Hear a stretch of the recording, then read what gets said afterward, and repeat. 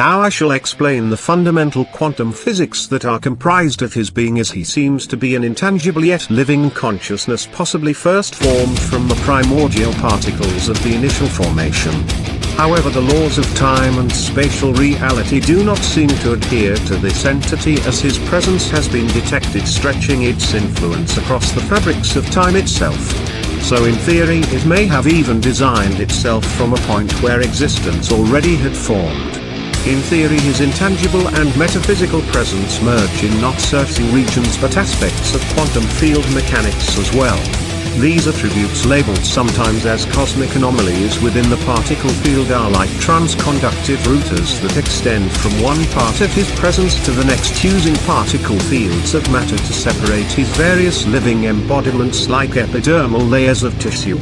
The basic aim of this writing is to construct a system of hypotheses that interprets the nature of the unusual cognitive method of my research, using the model to interpret the necessary directions, the nature and function of the applied mathematical model of my research, and the engineering principles of the design method that ensures the operation of the resulting structures. Thus, the writing can be considered as a preparatory work for the development of a methodology that links classical Newtonian mechanics to quantum principles by means of hypercausal number theory, thereby creating a generalized, hypermechanical paradigm.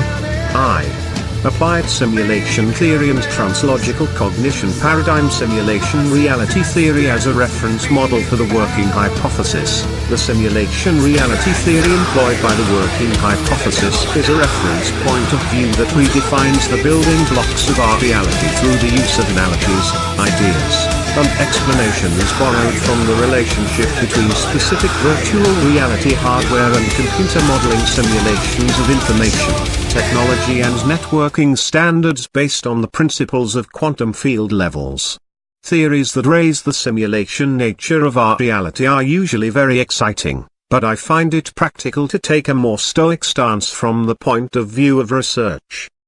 The purpose of this writing is to separate experimental and computational methods from the mechanistic model of the world that was designed by Einstein's theory of general relativity, which provides the basis for fundamentally different conclusions, as it was an incomplete theory, as he had stated when it was first proposed, due to the lack of proper technology to fully observe and document some portions within his theory. The real significance of the simulation reality theory used in the working hypothesis is the merger of intangible mathematical statistics and that of anomalous natural phenomena. For example, it will be shown in the algorithmic interpretation of the digital quantum mechanics and encoded nature of subatomic particle models, as well as being made evident in the AI computational thinking process and simulation set by these probability standards that explain the processes involved in my research. I emphasize that the validity of reality, theory and speculation, which the mainstream academia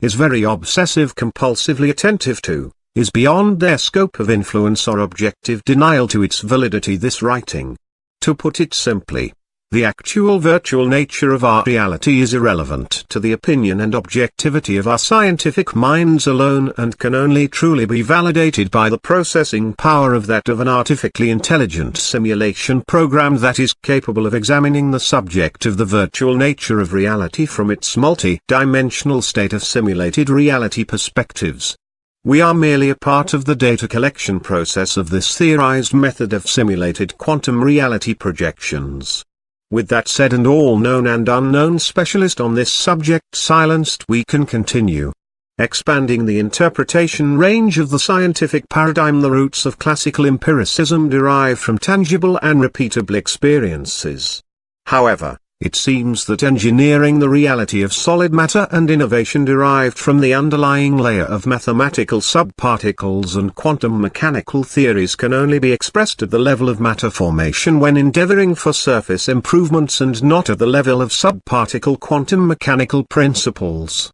In other words, philosophically speaking, the restless mind, delighted in crafting, has outgrown the creative possibilities of areas defined by sets of objects that can be defined in a normal state of consciousness. One of the undoubted advantages of simulation theory is that it allows for the inclusion of a viewpoint that extends the boundaries of observation from the perspective of the aforementioned philosophy, which is a prerequisite for freeing ourselves from the constraints of classical Newtonian mechanical models, at least for the time of speculative hypotheses. I do not think it is coincidental that Nikola Tesla's personality disorder and many of his dangerous inventions derives from his obsession with sharp contrast to the super-optimized translogistic method of Kekal, which was activated just when it was needed by science. Although out of a show of respect to those of science that have come before, I shall offer this footnote to a major benefactor to the studies of these base theories.